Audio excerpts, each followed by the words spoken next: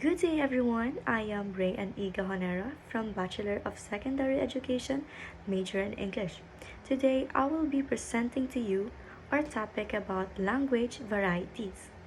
So, before we proceed to our topic, this is our learning objectives. Okay, so language does not remain the same in all situations. The way people speak is influenced by their community, culture, and even social background. This is why people who speak the same language may still sound different from one another. And these differences in how language is used are what we call language varieties. So let's proceed. Why does language varieties exist? It is because language develops together with people. As communities grow and interact differently, language naturally changes to fit their needs. This shows that language is flexible and shaped by human experiences. So there are types of language varieties, and the first one is pidgin. Let us start with pidgin.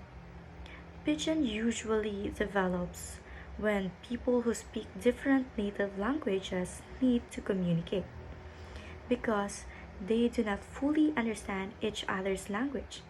They use a very simple and practical way of speaking. Just like, for example, instead of using long or complex sentences, they only focuses on the message they want to deliver. So pidgin is not used at home or passed down to children. It is only used when communication is necessary. So let's proceed to our second type of language varieties, which is Creole.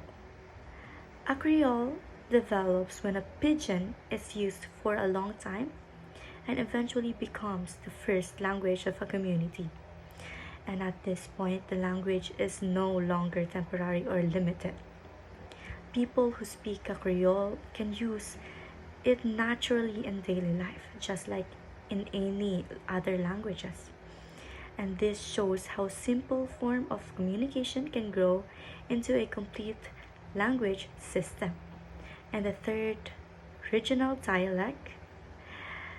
This is another type of language variety. So when we say regional dialects, this develops because people lived in different places. When they speak the same language, their pronunciation, vocabulary, or expressions may differ. And these differences do not mean that one way of speaking is better than another. They simply reflect the culture and identity of a particular region. So the next is minority dialect. So this type of language variety is used by a specific social or ethnic group. It really helps members of the group to express their identity and shared experiences. So, minority dialects are important because they allow people to preserve their culture and sense of belonging. Just like what I've said, that it helps members of the group express their identity and especially their shared experiences. So that is minority dialect. So the next is indigenized variety. So this is the last type of language varieties. This happens when a language, especially in English, is adapted to a local context. People modify the language based on their culture, traditions, and native languages.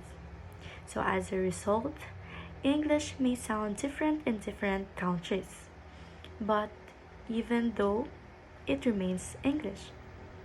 So that would be all, class. Thank you for listening and goodbye.